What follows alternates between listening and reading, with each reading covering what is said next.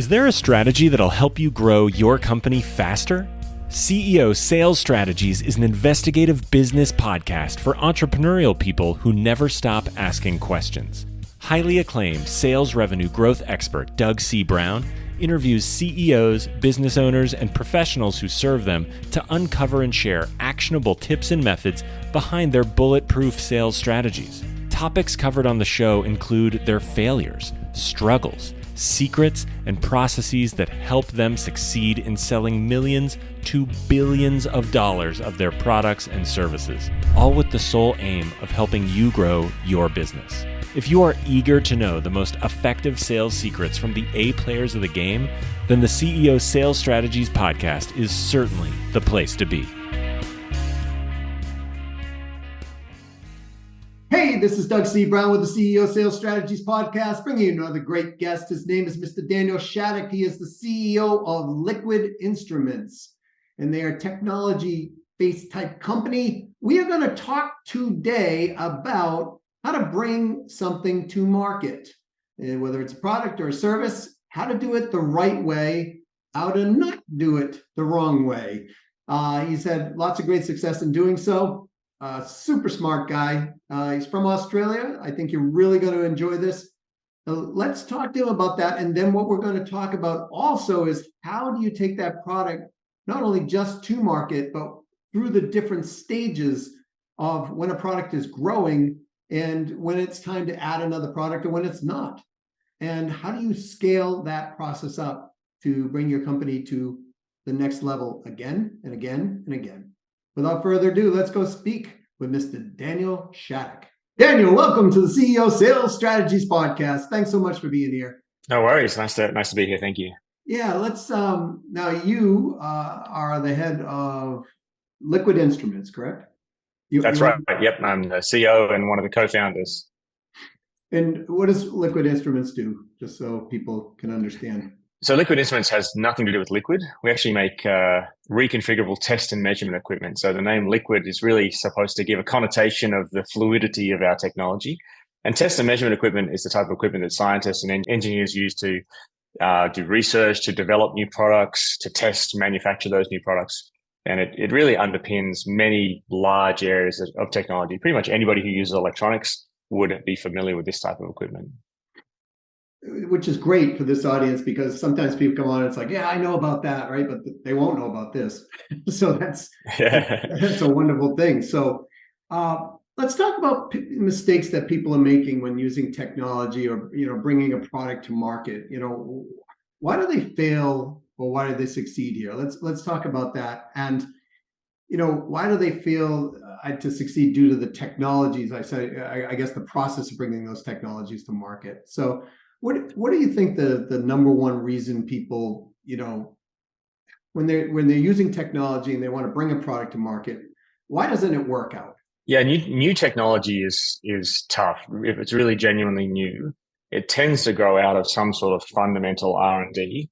And R&D is inherently unpredictable. So it's really not until you get quite late in the game that commercialization becomes a really solid option. It may be a goal in the early days that we want to bring these things to the world, to share our research or discoveries with the world.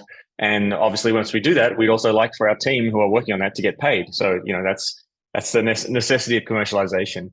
I think one of the challenges for me, so my background, I'm a professor in physics at the Australian National University here. I also worked at the Jet Propulsion Lab in Pasadena in California for many years. And I think there's very different stages of technology, and there's very different types of goals in commercializing the products of our research. So one of the things that's at the most challenging end is, fundamental research, a really genuinely new breakthrough, and these could be very game changing in the long term. But there tends to be a lot of barriers to getting that to the point where it is commercial ready. It's a long road. There are lots of potholes in that road, lots of potential wrong one-way dead-end streets. And it's really very difficult to predict until it's quite late in the game, whether it's commercializable or not. On the other hand, there are a lot of things that you can take out of those types of research and commercialize those. And they tend to be not the research itself necessarily, but the tools that people have developed to do that research. And I think liquid instruments is probably a good example of that, in that we needed to make a new type of instrument for a space mission, a satellite mission called Grace Follow-On. And to build that measurement, make that measurement work, we had to build the technology to make that measurement work. We had to, launch it into space. So it has to be robust, reliable, high performance. And a lot of those characteristics are also valuable in the commercial world. So for us, it was a little bit easier because the technology readiness level is in the lingo of technologies. The TRL level was already very high because we were not commercializing the science, but we were commercializing the tool that we used to do that science, which was already operational and only a couple of short hops to being able to be commercialized. So I think selecting carefully the scale of the challenge is really important, and to understand the scale of the challenge with commercializing genuinely new cutting edge technologies is something that's really important to really be your toughest critic at the time when you make that decision to do it, to really look at it critically and think, not just what could go right, but also what could go wrong in this situation. Mm-hmm. So are we talking about burn rate, basically looking at how long we can carry this? It's a little bit about burn rate. It's a little bit about, like, will the thing ever work? So, I mean, the way that science works, if we really start talking about the fundamentals of science, a lot of the most influential work in science that's been published in peer-reviewed journals. When you publish something like that, it's probably something that you got to work that one time, at 3 a.m. in the lab, and you had that breakthrough. And getting it to work that one time and proving that's how it works is the breakthrough. But rather than just getting it to work that one time under a very specific set of conditions, out in the real world, it has to work 99.999% of the time under a whole range of conditions. And that's a very big set of challenges to get from one to the other. So it's really talking about technology maturity and how to assess that technology maturity and assess those risks in technology development to get it from a TRL 4 or 5 to a TRL 6 or 9 at the end of the day. And certainly time is one of those things, and so making sure you're adequately funded. But there is just an inherent risk and uncertainty in different stages of the technology pipeline. So, for those companies who are on a technology business, I mean, bringing a new product to market, it sounds very similar regardless of whether it's technology or not. You're going to have some inherent risk in there. We got to look at the scale of the challenge. I think those were your words. And then we got to look at our burn rate and then ask the question, does this make sense? Is that accurate? Yeah, that's right. And I think one thing that experienced managers understand is that you can plan everything, but things are probably not going to go that way. And so holding contingency is a really important concept. And there's these kind of standard rules for how much contingency you should hold. That's depends upon the inherent risk. So I would say that everything is different. The better you're able to assess those risks, the better you're able to plan for contingencies for when things don't go well. It's fairly common that things don't go as well as you would like or as have planned. It's far less common, unfortunately, that things go a lot better than you have planned, a lot more easily than you have planned. So you really have to make sure that you have that bias built into your planning and your weighting. And that goes into every aspect of the business. So controlling the burn rate, controlling, but still having the ambition to be able to attract the funding to pursue those plans. So I when I was growing up, I had a mentor. He was much, much older than I was and much more experienced in business. I think I reminded him of a young him at the time. And I used to go to his office and sit there, and I was just at awe because he had 300 something employees on the floor and a big staff and nice office. And I once asked him this question about planning, and he said to me, "You always said, son, you better plan on 2 to 3 times longer than you figure, and it's going to cost you 2 to 3 times more than you figure. That is the normal." Is that right? Is that? I think that's pretty true. Thank you. Okay. Yeah, and I think there's other ways to deal with that as well. So you have the most ambitious plans, so your plan A, and then you have a plan B and a plan C and a plan D, and And, maybe don't spend a lot of time on developing your plan E and F, but it's good to have them in your back pocket so you can adjust as things come in, because there really is so much uncertainty from so many dimensions of the business in the early stage. I think one of the really important things about controlling the costs and controlling the burn is make sure that you're doing the things that are the most important now for where the business is today. So that doesn't mean don't focus on anything long term, but don't put the cart before the horse in many ways. So I think a lot of mistakes that I see, particularly early stage startups and commercialization activities make, is they put in place a lot of things that they know they want to have eventually. And it's great to get all those things on board early, they think. But often those things that you have in later stages are quite costly and don't add a lot of value. So I think being able to focus on the right thing for the time of your company, and also the right thing for your company, is very different potentially for what other companies need. And so I tend to not follow sort of general rules very much. I used to tell everyone that Liquid Instruments is different to any other company. And I realized that was a kind of a stupid thing to say, because every company is different to every other company. And so it is really important that you can take that context for your situation. And timing, I think, is probably the most important thing. We've made many mistakes in terms of hiring, where we've simply hired people who are, the company is really not ready to leverage their expertise to the fullest extent. So they were more strategic maybe than they needed to be at the stage the company was. Our chairman said to me, these people are navigating the plane, but we're still sitting on the runway. And so getting the people on board with almost a just-in-time approach to have the skill set that you need when you need the skill set.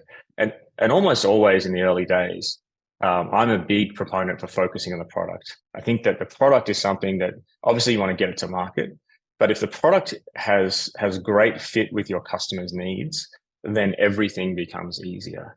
So focus on the things that you need to do to get your product to be, not just as good as industry standard, but really you should be aiming to be differentiable and clearly the best in your category to be successful, to break into that market. And so I think that's something that's really served us well over the years, is we do have a very kind of product-centric founding team.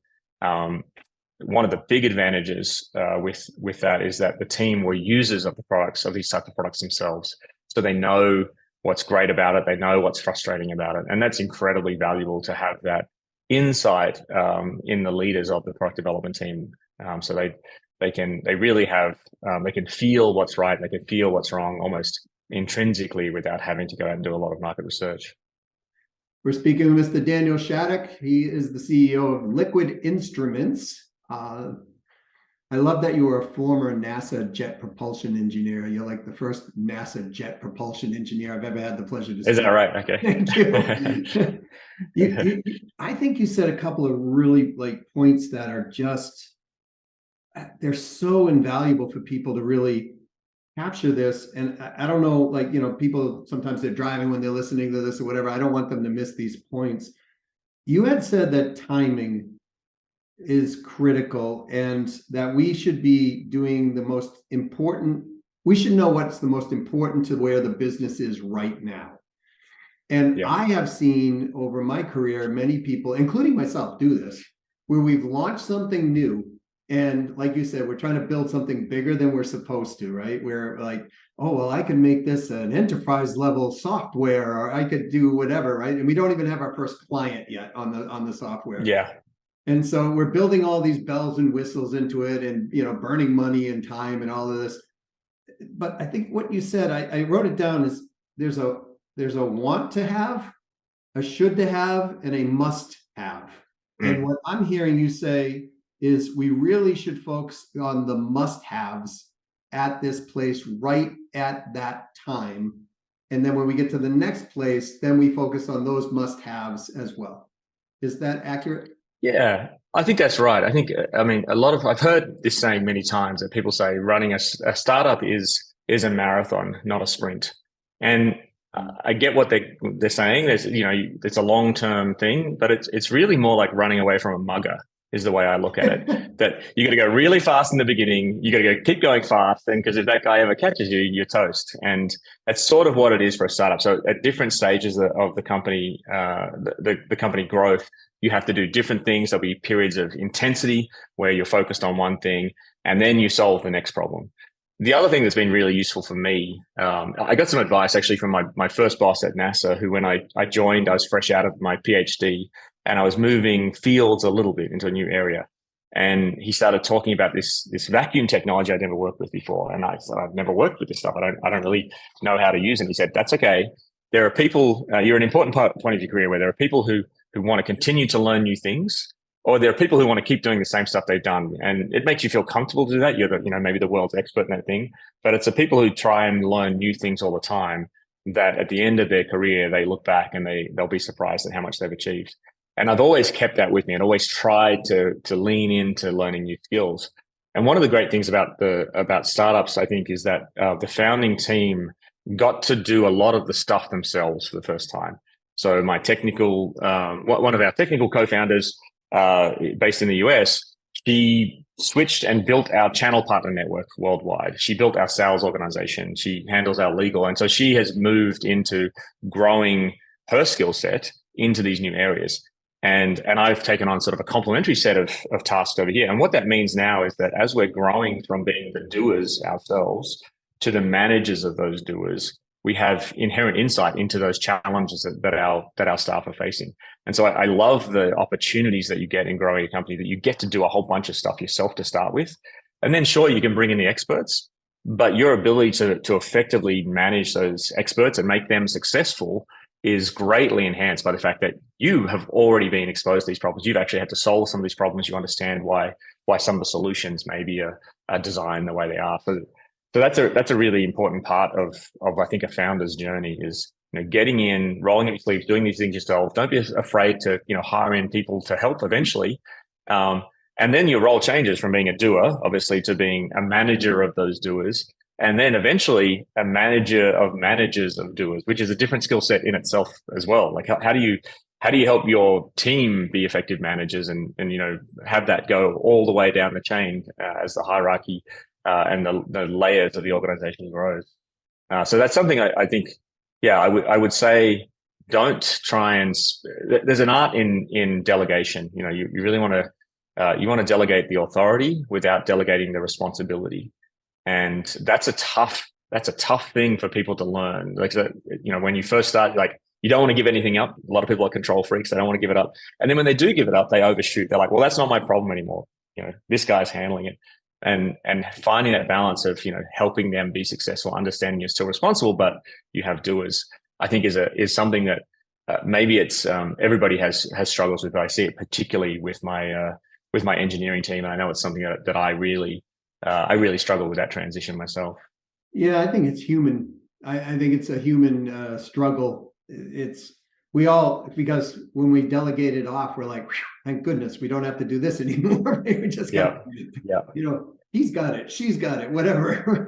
I was going to say, I think the way to think about it is as building capacity.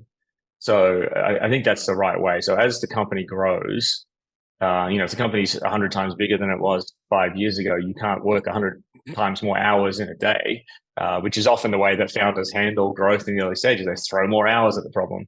And so really it's about what can I do and what can my team do to build capacity in the organization so that, maybe one day I want to take a vacation, heaven forbid, and know that the wheels will still be on the cart when I get back.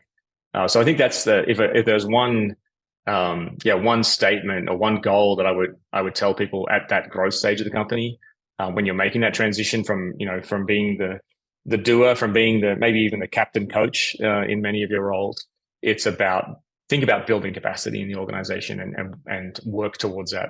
That is a wonderful way of looking at it, because then we look at it as, okay, we're building in leverage at this point. Exactly. Right. We know we're trying to leverage anyways, but if we don't look at it as capacity, then what we would do as human beings is try to, like you said, give it away and not have the responsibility anymore. I've always looked at it myself, and I'd love to get your feedback. This I could be doing it incorrectly, but I've always looked at it as, if we're going to hand something off, well, I shouldn't say always. I have in recent years learned this, because sometimes when we hand stuff off and we think someone else is doing it and we think we've handed it off correctly and we don't pay attention to it, we find out, okay, it wasn't done the way that I was hoping it to be done. And now I look at it more as, okay, if I'm going to hand this off, I'm actually handing somebody a bank account that pretty much has free reign over that money, and it's my money. Right. So I want to look at it and say, okay, how is my money being managed? Because, you know, unfortunately, people do this with financial advisors at times. They hand it off and, you know, and it doesn't work. But is that a good way to look at it? Like, hey, I'm handing this off. And yeah, I think that's the right way. So ultimately, it's a balance, right? So you don't want to be after doing everything yourself, but you also want to make sure that it still needs to be done correctly, and that ultimately you still have a part to play in helping that person do it correctly. There's different levels of controlness that we have, and even with my co-founder Danielle, who I mentioned earlier, Danielle Wucinich, who's based in the Bay Area and effectively runs the US part of the organization. Even we have friction about who gets to delegate what. And I say to her sometimes, look, I know you've got a lot on your plate. I'm happy to do this thing for you, but you need to be okay if I don't do it. Don't get angry at me if you don't do it the way that you would have done it. And she's a real control freak. And she says to me, I don't get angry because you don't do it the way I would do it. I get angry because you do it wrong. And I think, well, that's kind of the same thing. Like, it's a judgment call. But so I think even, and she's a fantastic manager. So even the best managers, it's a struggle, and it should be a struggle, really, because it's an important thing to get right, and it's always a balance. And that balance is different depending on the characteristics of the individual, the scale of the problem, the complexity of those problems, and you've just got to monitor that. And I think that's something I learned the hard way with a couple of hard fails in my previous career in running large projects. Hard fails, a lot of times I'm talking to people, they don't want to fail. Like, this just like, no, can't have it. Oh, no, never. Right. So they don't take the risk. And sometimes the reward's just around the corner of the risk.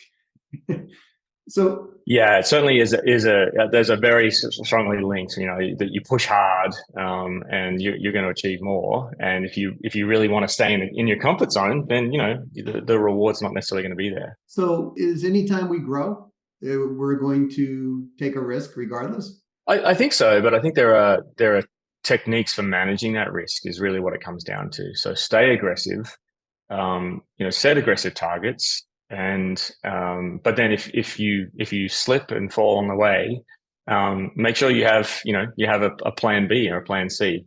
And so I think the way I think about these things is I'm constantly, almost subconsciously now, having these backup plans. And we're trying to hit this date. We need to hit this launch. I'll give you a specific example. So we had so we're a venture funded startup. We were coming towards a Series B campaign, and we decided in a fit of craziness that we were going to launch 2 entirely new products within a few months of each other, a year before our runway ran out. And so that was a situation, I think, that where it was really a bet the company situation on that we had to launch a product, we had to get it to market. There was inherent risk in developing that product, in scaling that manufacturing of that product, in showing traction for that product, and only then would we be a compelling investment case. And so we decided to do 2 products instead of just 1. So 2 products increased the not just the workload on the team, but increased the risk in the technology development for both products. It made both products less likely to get to market on time. But then when we did get to market, it really meant that only one of them, ideally they'd both be a huge success, but if either one of those was a success, then we had a viable path to investment.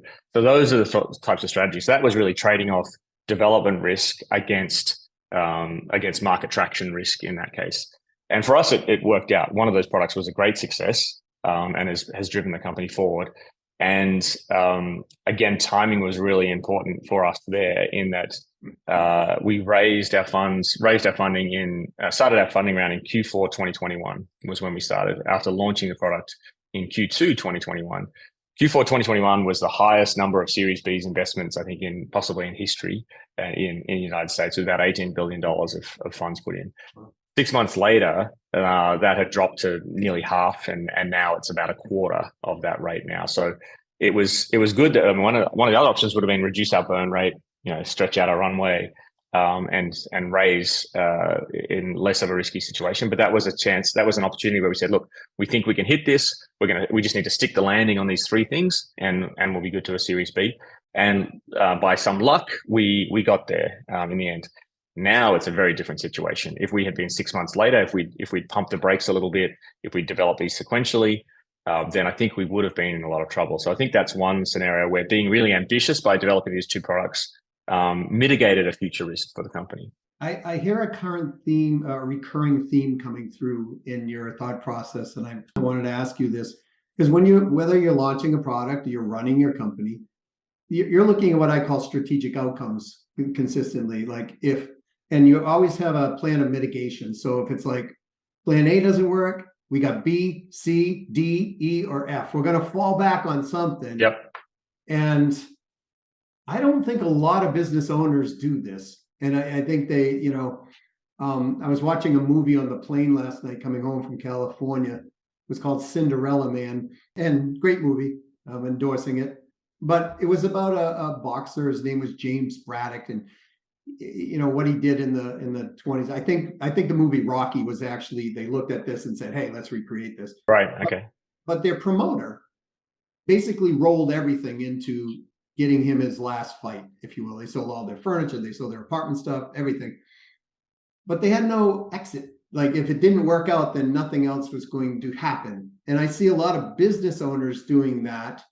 And every once in a while it wins, but we celebrate those wins, in the public eye, like, oh, the underdog won. But there's a lot more people who don't win, but they don't have contingency plans based on this. And what I love what you're saying, I think it's so important for a company, is to have a contingency plan. If we're launching a product and it doesn't work out the way we're supposed to, what's our next fallback position? It's a great military strategy also, but it's it's the next fallback position of what we're going to do. Am I hearing you correctly? Yeah. So the term that I had heard to describe, actually, this is something that I'd worked on a lot at the Jet Propulsion Lab for a project, the LISA mission that we were working on. And this LISA mission is kind of crazy. It pushes technology forward in so many different areas, and it has for decades. Now the technology is well in hand, and hopefully someone will find the $3 billion we need to launch the thing one day. But the term they use then for developing these really risky technologies was having off-ramps. So we'll shoot for this, and we'll try and hit this thing. And if we don't, the things that we develop along the way, we'll still be able to leverage and do something, maybe not as good. Maybe we'll have to add other things or change the design of something else. But at least we'll have a technology off-ramp that you can identify in advance to make sure you do still get some value out of that. But I think this strategy in general, it's definitely something that I've seen other people do who I really respect in their management, who have brought large, complex projects to fruition. And I think it's one of the reasons that investors actually invest in people necessarily more than the company or more than the product. They invest in people because it's those sort of strategic planning activities that are so important, that become so inherent for experienced folks to do. I wouldn't count myself in that bundle. I think I've learned a lot from watching others and working with some great people. One of my, they say it's really important to learn from your own mistakes, but it's much, much better to learn from the mistakes of others, I think. So it's great to look around people who have done the types of things you're trying to do and see what went well for them and what didn't go well, and fold that into your own way of thinking. So I think, back to your very early question about launching these products, I think there's one thing that I have learned. So we have three different hardware products out now, and in our Moku platform, we have, I think, 15 different software pieces that run on those systems. And there's been various levels of success over the years from one product or another, how quickly they've taken off. And the thing that I think I've learned about how to build a product that really lights up customers, particularly when you're a startup, is that you've got to put things into that product that people really, really love. So I think of these as tent poles for your product. There's got to be 2 or 3 or 4 things maybe that are just spectacularly great, that people think, oh, this is amazing, I've never seen this before. If you have that for an early stage company, people are willing to kind of take that journey with you, maybe overlook some of the holes that you have here. And there's a theory in hiring. When you hire people, if you hire by committee, you tend to optimize for the absence of weaknesses. And if you hire individually, you tend to be very impressed by strengths and optimize for those strengths. And it turns out optimizing for strengths is probably the way to go, because you can always correct weaknesses, but it's very hard to really build very compelling strengths from nothing. And I think the same is true of a product. So I think focus on 2 or 3 things that are really can be very differentiating about what you build, even if it's at the expense of leaving a few holes in the product that you can often, with these products being so software driven now, you can fix that with the next software update. But that's the one thing I learned. And I think when we launched the Moku Go, it was our low cost version of our platform. And I think the thing that we did is that in the beginning we forgot to make it awesome. When we made our first product, we put all of our inspiration, our blood, sweat, and tears in that product. And then it's easy with the second product to kind of roll it out and assume it'll be the same. But every product has to stand on its own 2 feet. So I think the comment that I made about the launch version of the Moku Go is we forgot to make it awesome. But luckily, because it's software-defined instrumentation for us, we've been able to pile on the awesome since then, and it's been a great success. But yeah, that's my one piece of advice. Don't forget to make it awesome. Great advice. We're speaking with Mr. Daniel Shaddock. He is the CEO of Liquid Instruments. You had said something earlier. I wrote it down. I started because I think this is so critical. Know thy product, right? Be a product of the product. And it always ceases to amaze me that people do not become a product of their own product. I'll illustrate it this way. I was looking for a new vehicle, and I go and I take a few test drives of these, very nice luxury type cars. And I say to the sales representative, I say, well, how does this work? And he goes, well, I really don't know. And I said, well, what about this option? And he goes, well, I'm not really sure. And I said, well, don't you drive these cars? And he goes, no, I don't. And I said, in fact, he goes, in fact, I drive I think he said it was a Dodge. I drive a Dodge. Now, this is not a Dodge company I'm looking at by any means, right? And in my head, I went, why would I buy from someone who doesn't believe enough in their own product to actually even consider driving one? Right? It wasn't like maybe he couldn't afford it or something like that. And it's possible, right? At that point. But why wouldn't a dealership supply somebody at least the opportunity to drive the vehicle, right? Because right.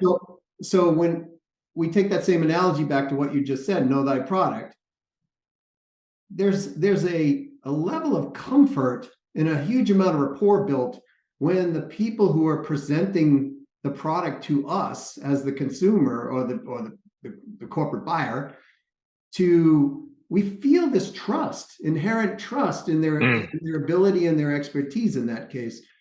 But I see this time and time again. I don't know if you see it, Daniel, but I see it time and time again where, somebody, works for an airline and they fly a competing airline. And I'm like, right. Why? That's kind of crazy. I think for me, I love my job. I have, I've had some great jobs in my career, some great bosses, but I really am enjoying this more. And I think one of the reasons is that we didn't make the product and then start using it ourselves. It was actually the other way around. We made something for us to use in our own labs for our own research. And then we thought, what, this is actually a really powerful way of doing things. Wouldn't it be great if we could share this with the world? And there was actually a lot of people doing this sort of thing as well. A lot of scientists would build it themselves. And I remember thinking, what a waste of humanity's talents that we're all building this same tool. Everyone's hacking it together themselves. It's a terrible user interface, so no one can use anyone else's tool. Wouldn't it be great if someone did it once, they did it properly, and then they shared it with the world? And then all of those enormous brains can focus on pushing humanity's knowledge forward, finding the next ultrasound imaging machine or, figuring out how to build the next microscope for medical breakthroughs. And so that was, I think, the thing that really I find inspiring about LI is we built it for ourselves first. So we know it's good. We know it's useful. And now it's about sharing that with as many people as we can and learning about how they want to use it and how they want to evolve it. And so it does give us, and it's not just a credibility with the customers, it's pervasive of the quality all the way through the product, right to the bottom level, things that you wouldn't see in a marketing brochure or in a spec sheet, and you wouldn't notice until you buy the product. And so that sort of ethos that you have of the developers of the product being the users of the product, developing for themselves, it has them just really turn that dial up a few notches on the love and attention that they give to making it a pervasively amazing experience. Yeah, and that makes total sense, because as we're using it, we're going to be like the actual user. So we're going to run into challenges or opportunities or something there. We're going to go, wow, this would be really cool, because, 6 people in my organization are saying the same thing, like, I need this. And then we can go to marketing and say, hey, we're thinking about this. And then we can get the validation or whatever, versus us just blindly building something out. I find that to be a far better way of doing things than just, I like Steve Jobs as far as, what he's done on this earth, but, the build it and they will come mentality, I have found doesn't really work all that well. Even if it worked for him. Daniel, I have I think one final question, or 2 questions, but 1 point. So, because I want to be respectful of your time, when we start building a product out, has there ever been a time where we start out, I know you have the contingencies, which is a highly intelligent thing to do, but has there ever been a time where you start out with product A and it always stayed product A? Like, in most of my experience in business, we've started off with something and then it's just morphed into something else. Like, it's gone from A to B. And what we thought was A was still sort of A, but not really the prevalent thing. It's B that really is the thing that takes off the market. How about yourself? Yeah, I think probably we've had a couple of we've had both scenarios really, where we had products that we planned to be a certain way and they ended up going in a different direction. But I think the best example of the other case, where we kind of said, hey, we're going to do this thing, we think it'll be great, was our first product, which was a success, to enough of a success to launch the company. That's called Mogu Lab. It's very rudimentary in many ways compared to our newer products. Obviously we have a lot more engineering talent, a lot more knowledge and experience. But it was really something we said, hey, look, if we built this thing, we think people will really love it. And there's 2 elements to it. There's the technology side of things, but then there's how the user experiences that product. And I think there was a lot of opportunity there. And I think we pretty much delivered on that without too many changes at all. And maybe one of the reasons was the first point was that we were users ourselves. So we knew how the technology should work. We knew what would be useful for users like us in our segment. So that helped understand the end point of the product. And technology is quite mature, so we think we had a short path to get there. The second part was that we looked at other industries and seeing these movements in industries where, and I think the iPhone is the first one where they weren't the first people to make a smartphone. They weren't the first people to make a smartphone without a keyboard, but they really rethought every aspect of that experience to up the game. So that now it's unfathomable for someone to go back to using a phone with a built-in keyboard. And it's not just those aspects, it's all those aspects about the user experience. And so that had rippled through many industries. And at the stage we started Liquid Instruments, there was still that point where some industries hadn't changed. They hadn't caught on that there was a new way of doing things, that consumers, whether they be business users or private users, had in their own lives devices and technology. Their relationship with technology changed in a way that meant they expected more. They expected things to work. They expected not to have to read a manual. They expected it to be intuitive. And that took a different amount of time to ripple down to different industries. And our industry was one which is still today, remarkably, a real backwater in how we interact with technology, which is crazy because it's the technology that builds technology. So I'm quite surprised that it really has taken so long. So I think it was those 2 aspects. It was one, that we understood the problem quite well and we understood the user base. And 2, we were leveraging lessons learned from other industries to bring it there. And it all came together beautifully. I think with our next 2 products, we really learned a lot as we're developing it. The target users changed, a lot of things changed, because then we were expanding our addressable market out of our comfort zone, out of area of personal expertise for the founding team. And so there, things really did change, and we had to kind of roll with the punches and follow where the traction was going to be.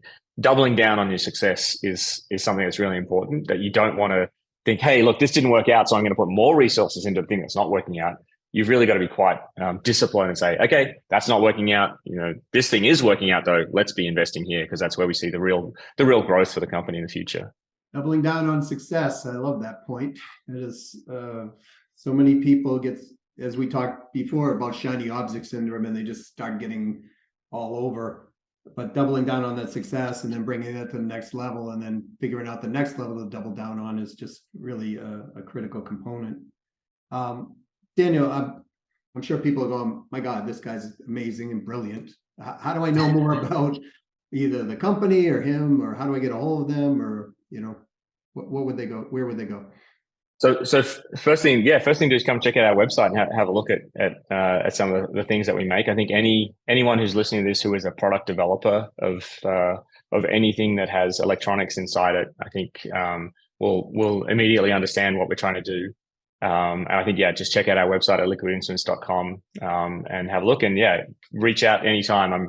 I'm pretty available on the internet, pretty easy to find me. So we'd be happy to chat to people who have suggestions for me or questions about the mistakes and good decisions that we've made in the past. Thank you for being here. And folks, I would highly recommend you check out the website. I was doing that about 17 minutes prior to our actual call. And I was like, wow, this is cool. Like, a few things on there, I was just like, wow. So thanks again for being here, Daniel. I really appreciate you being on the CEO Sales Strategies podcast. Thanks, Doug. Enjoyed it. Have a good one. Okay, I got a whole page of notes here. So here's the thing. When you bring in a product to market, just as Daniel said, put 2 to 4 things that people love about the product in the initial rollout of the product. Why? Keeps their attention. Now, these things that they love, try to make them the must-haves. In other words, if you can take those things that they love and anchor those with the must-haves in the product or your service, then people are going to be 2 things. A, very happy. B, they're going to stay with you long-term through the rough spots. In other words, when you bring something out, it goes through generation after generation. If you think through, Windows, for example, with Microsoft, there were a couple of versions that came out that were like, yikes. But people stayed with it because there were enough things they loved about the particular operating system to stay with it. And we talked about what people must have, what people should have, and what people want to have. And in the beginning, you might want to stay away from the should haves and the things we want people to have, because it's all about the market. They're going to tell you exactly what they want. And sometimes and I made this mistake myself, we overbuild. We just completely overbuild the process thinking, oh, they will want this. Then it gets to market and it's like, oh, geez, they didn't want that. So you spent time, energy, money, and you've shortened your burn rate on being able to continue the process. So remember, it's always about client acquisition. Give them what they love, give them what they must have, put that in the initiation. And remember, product A usually never stays product A. It becomes product B, and then product C, or product A becomes version 1, version 2, version 3, and things will morph over time. Number 2 point that he had, which he had a lot of them, but very important, know thy own product. If you're not a person who's consuming your own product, your own service, think about this. How are you supposed to know how to improve it? The market might be telling you something. Intuitively, when you're using the product, you might be saying, wow, that makes sense, or geez, that does not make sense. And that is key in the process. And when people know that you are a product of the product, you're using your product, there's far more rapport built there. There's far more dedication from your client base. When you're building out a product or service, have a contingency plan. Plan A isn't going to work out. What is plan B, plan C, plan D, and so on? Now, that is similar in some cases to cross-selling, upselling, downselling in the world of sales. And we want to have these contingencies or these strategic outcomes, if you will. And those strategic outcomes are, if this doesn't work, what will work next? If that doesn't work, what will work next? You always must have those in so you don't get caught short. And when you're growing your company, think about building in capacity as you're outsourcing. That was a great point, right? Because if we think about capacity, we will give what we need to give, and we will hold on to what we need to hold on to, but we won't hold on too tight. We'll manage the process appropriately. If you love the subject matter and you would like to hear more on a specific subject matter, reach out to us at YouMatter, YOUMATTER, at ceosalesstrategies.com. If you yourself want to be a 1% earner, or you know your company, you want people to be a 1% earner, or you just know someone else and they want to be a 1% earner, reach out to us. Reach out to me directly, if you will, at Doug at ceosalesstrategies.com. We are releasing a 1% university coming out here in this year in 2023. If you'd like to be on the waiting list for that, just let us know. As always, go out and sell something today. Sell a lot of it. Sell it and play win-win. You win, they win. That's how you develop long-term relationships, multiple referrals, and very, very, very happy days because your customers are happy and you're happy. Until next time, this is Doug C. Brown with the CEO Sales Strategies Podcast saying thanks for listening. If you love this, please give it a 5-star review. Tell other people and spread the word, because the more people we have, the more people we can help. Again, to your success.